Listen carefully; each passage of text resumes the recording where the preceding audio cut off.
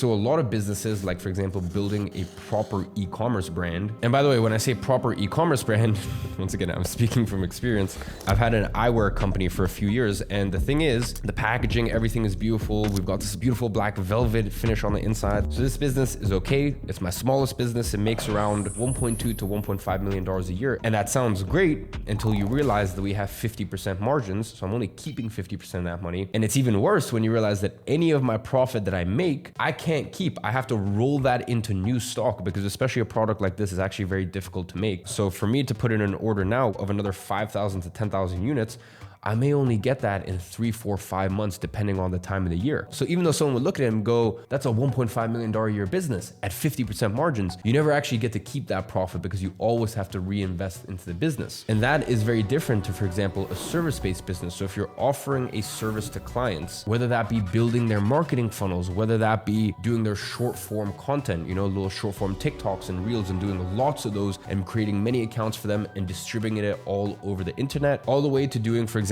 their Google ads and focusing specifically on Google ads for e-commerce brands as an example. Listen, whatever the service is, it needs to have one of two things: high perceived value to the client